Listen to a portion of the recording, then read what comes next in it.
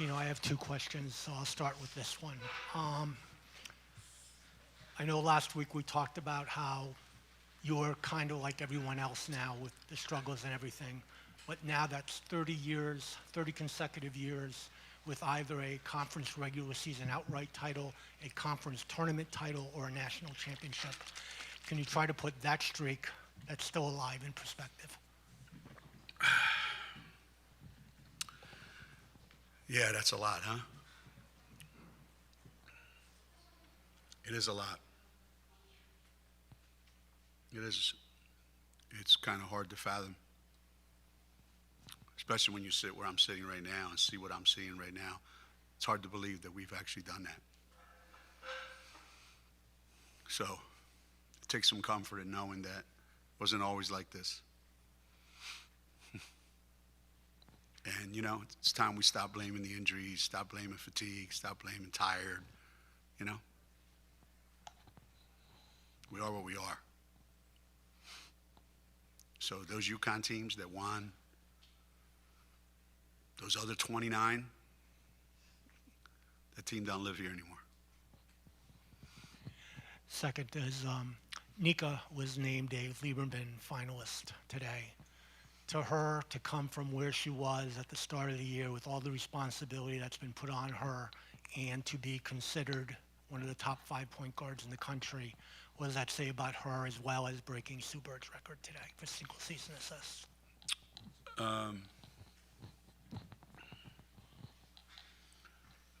Well, given, you know, the number of minutes that she's had to play and the circumstances and, you know, how few scorers there actually are on the court. You know, it's pretty remarkable that she's been able to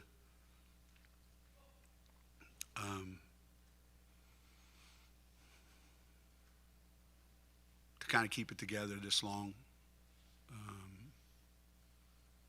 And I know she wasn't, you know, at her best. She wasn't herself today. But there's nobody that, you know, works harder and deserves it more and plays with, you know, more passion and heart. So I'm happy for her. I'm really proud of her. Whether she wins or doesn't win, you know. I don't know that any other point guard in America this year had to work under the same circumstances she did. Geno, I know you don't want to blame fatigue, but this is 10 straight games where it's been 10 points or fewer the margin of loss or victory, and you're preparing to go best case scenario 3 games in 3 days. So how do you prepare for that given the, you know, the fatigue and the limited number of players you have? Well, we have, you know, Tuesday, Wednesday, Thursday, Friday. You know, so that's probably the longest stretch we've had between games. And I think that in of itself will help a lot, you know.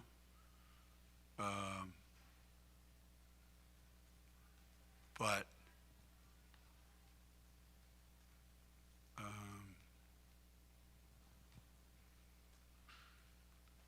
if we don't get some things fixed, you know, I don't think we'll be playing 3 games. So, could play 1, could play 2.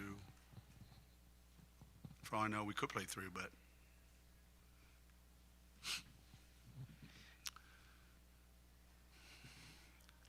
I don't think you can blame fatigue for some of the stuff that's going on out there on the court.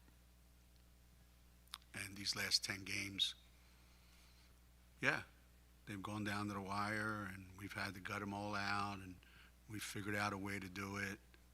There's a reason that we've been in those situations. There's a reason why the last 10 games have been the way they've been. And it has nothing to do with fatigue. You know? We used that long enough. Right?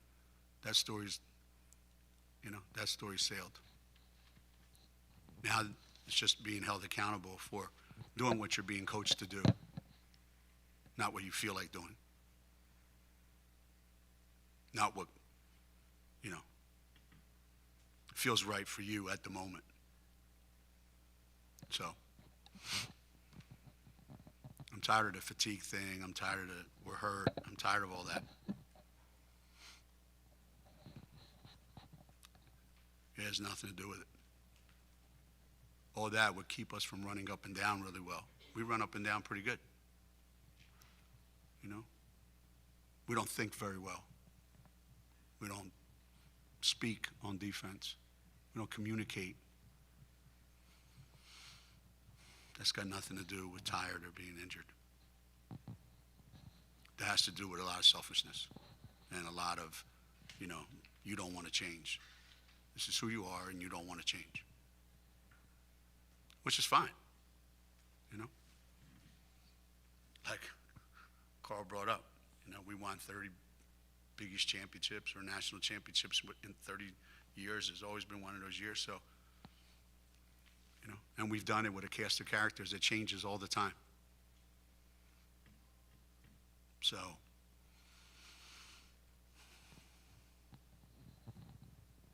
you have to have the right cast of characters. Mentally. Forget the physical part or any of the other stuff. Mentally. Geno, you've talked about before, like you stopped like being able to expect what was going to happen in a game, right? Like you're playing Xavier, hasn't won a game in the Big East year. It's senior night, tonight should have been easy, right? But that's not the script that got put out there tonight. No, it's not. And Xavier is a lot better than our guys wanted to give them credit for. That's how immature they are. They want to get ready for DePaul because they think DePaul is really good. But they could care less about Xavier because Xavier, isn't supposed to be any good. They look pretty good to me out there today.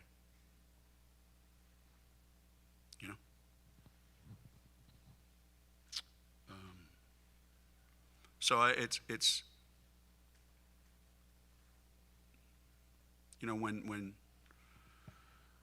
when you're playing great, the ball's going in the basket, every ball bounces your way, everybody's in sync, everybody's communicating, and you look like a real well-oiled basketball team.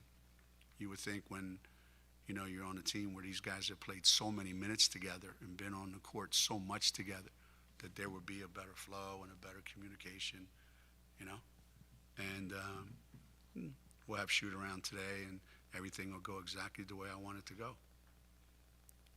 And we were all set with the game plan and everything. Then you show up at the game and 20% of it happens. So obviously,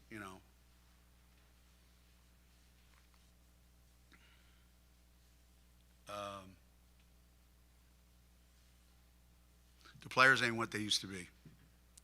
And the coaching ain't what it used to be either. I don't think we coach these guys as well as we coach some of the other guys. And that's evident when you watch us play on the floor. That we look like a poorly coached team. And that's, me, my staff.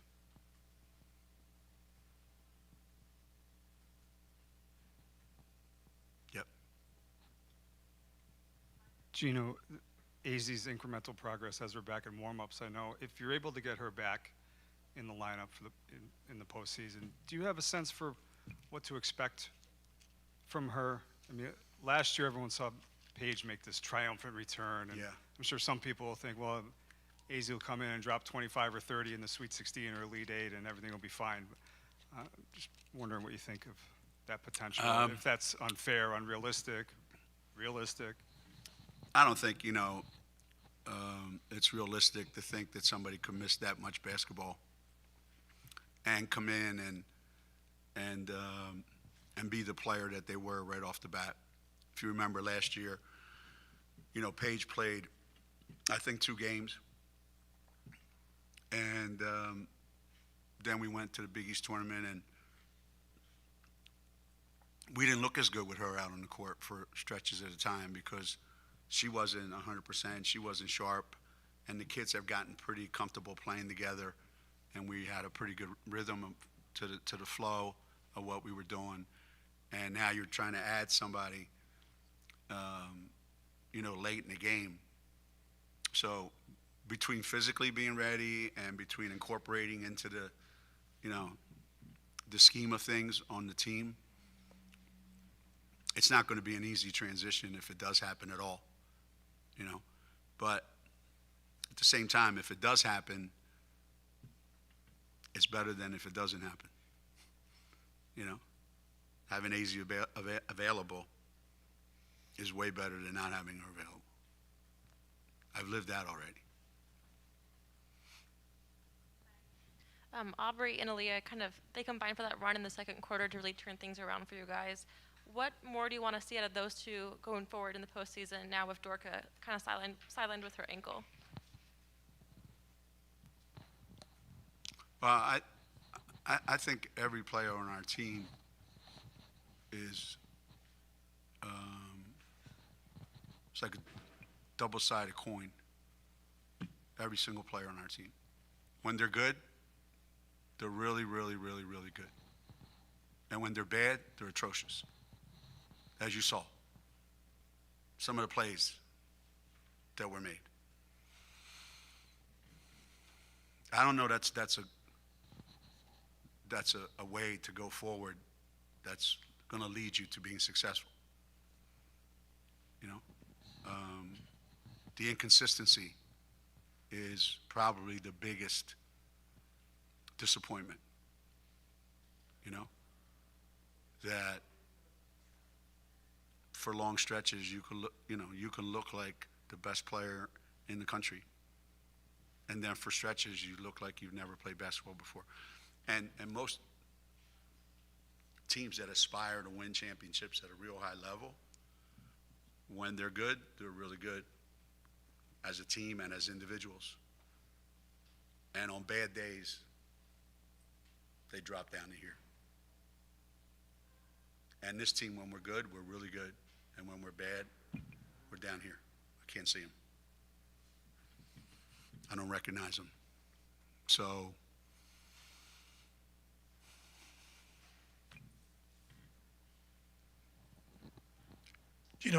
when you talk about them being selfish or just not making intelligent plays, smart plays, or communicating, is it more about passing up good shots? Is it not making the extra pass to get somebody No. open? What are they doing Nope. wrong? Nope, it's not about that.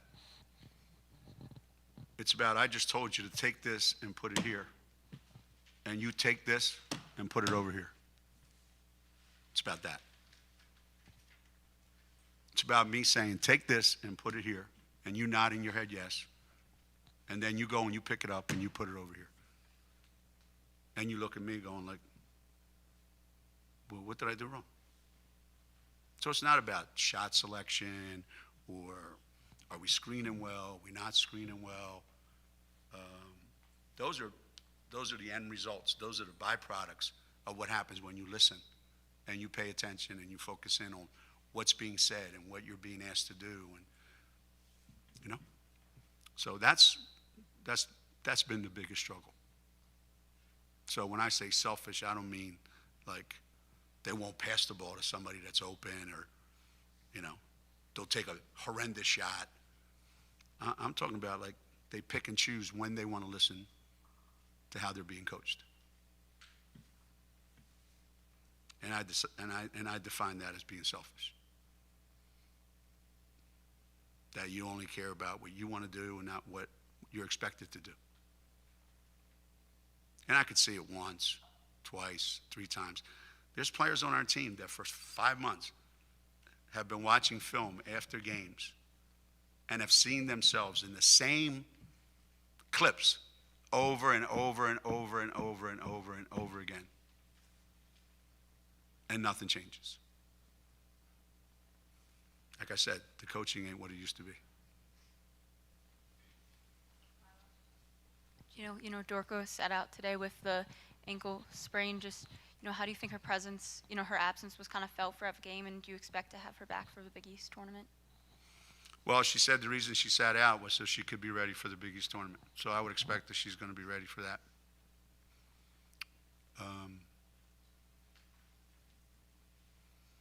Whether or not she would have made any difference, I mean, yeah, I mean, Dorca's, one of the main, cogs in our program right now, and certainly, it would have been helpful to have her presence out there in a lot of ways, no question. I mean, and we knew we were going to miss her, but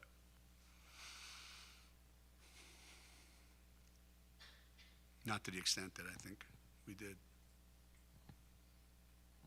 Geno, we're kind of at the end of a long journey here, and I know there's also long stretches of this journey where you really did like the way your team carried itself, it seemed like. Do you think now into March, into the postseason tournament play, it could be as simple as recognizing what the moment means for them to turn it around? All the things you've just been critical of them for, can this be turned around quickly? Can it? Sure. Are you optimistic that it? No, sure, it can. It can. But it takes a collective mindset in the locker room of this is what we're going to do, and everybody buying in.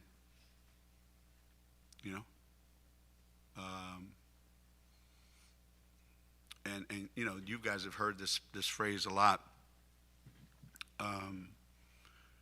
When the coaches have to do everything for the players, it can only last so long. At some point, the coaches have very little control over what happens. And the players now have to understand that what we're trying to teach you is how to coach yourself on the court through situations. Something happens, there's a mix-up, and you coach yourself and your teammates and you talk, and the next time it's fixed. Well, you don't give up the same layup 3 times in a row when you're anxious to fix something. You're just not. So, I think Nika tries, but,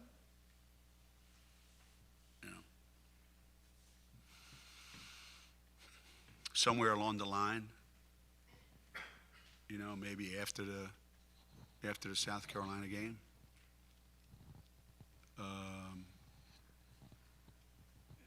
we lost our way individually, players, and then you would have like great performances by individuals, but not 3 in a row.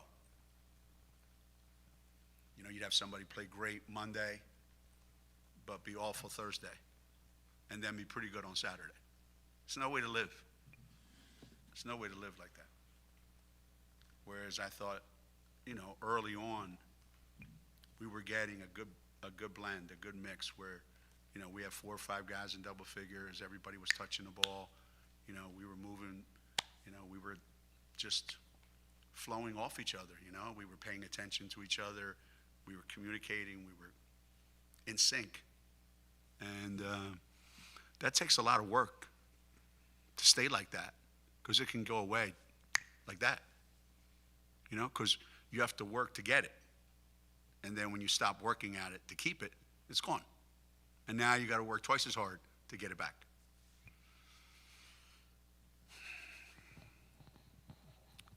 And, I feel bad for them in that way, in some ways, like this much, because, these are kids that have not been. I don't think they're used.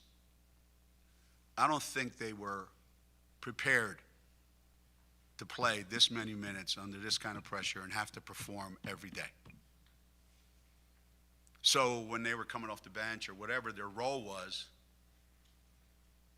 they could afford to be good today and not so good Wednesday and be great Saturday and lousy next Tuesday, because we get him out and get somebody else in there, and everything will be good to go. But now when you got to do it every day, dude. And probably weren't prepared for that. And at some point, you know,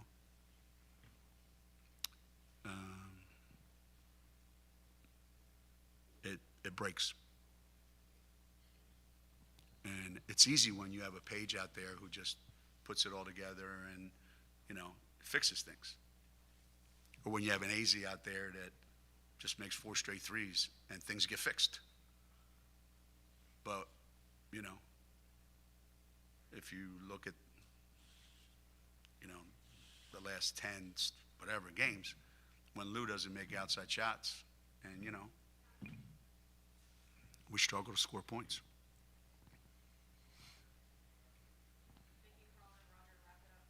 Geno, with regard to Nika, you said a couple times sometimes she thinks she's like Sue Bird or D, and sometimes that's good, and sometimes it's not so good the way she tries to make a pass sometimes. But what did she come to UConn with that sense of bravado? She was worse. Huh? She was worse. She was so she came with that sense of, you know, fierceness that she brings to the team, like she didn't. Yeah, she's pissed.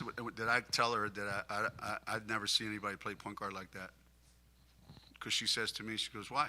I've been playing like that all my life. What's wrong with it?" Well, then keep playing like that. So, you know, when you're good, and, you know, and keep it simple, right? The passes are right on the money, and they're perfect. And then when you try to be something you're not, or something that you think you are, not so good. So, yeah. You say that she's like the identity of the team, so part of that is good. Like Yeah. you need her to be like that to Yeah. a certain extent. Like, You do. You do. Absolutely. So, but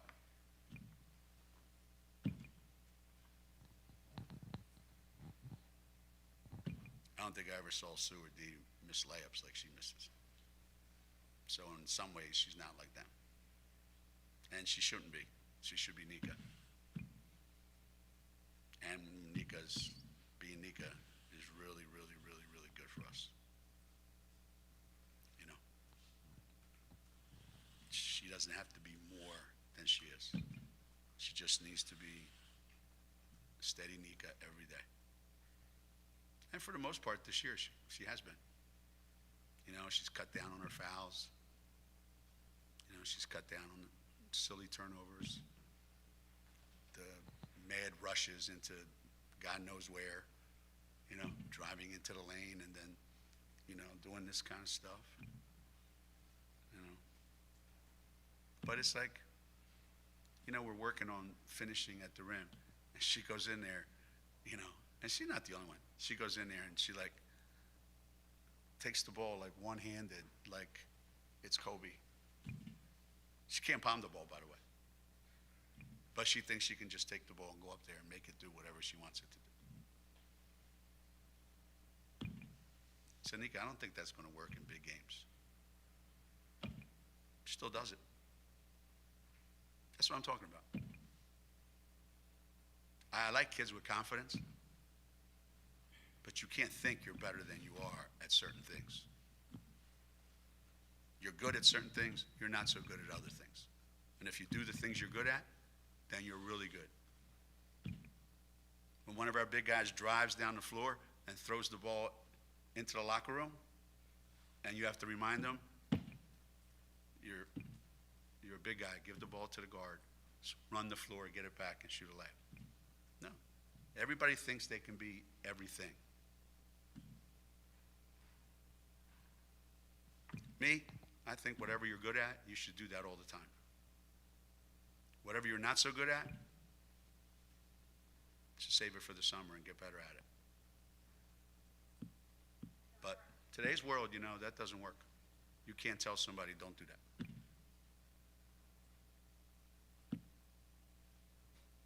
They're hurting their brand. Going to kill their jersey sales.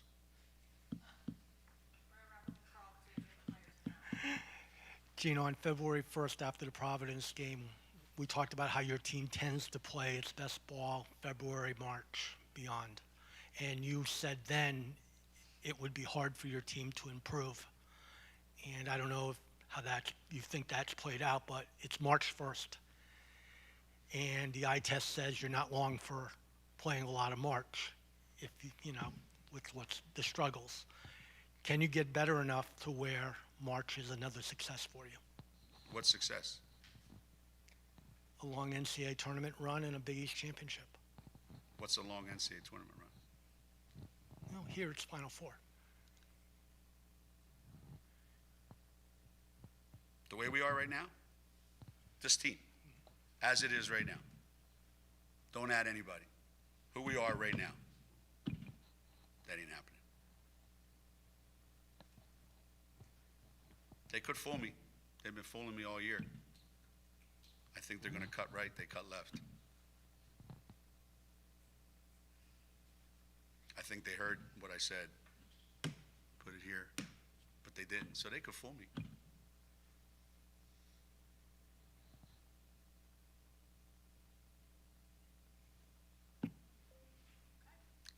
Do you know how many players I've seen in 40 years that I've been here, plus when I was coaching at Virginia, high school, all the other stuff?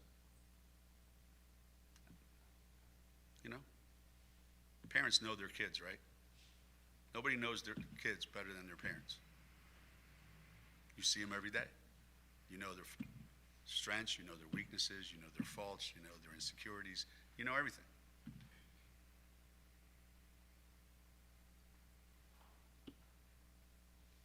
And I think probably in today's world, every coach coaches like this. Yes, we got it right. Where the expectation was for the longest time, it was going to be right.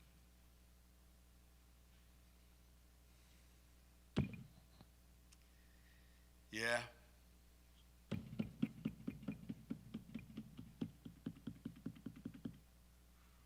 I knew I should have got on that plane with Stewie in 2016.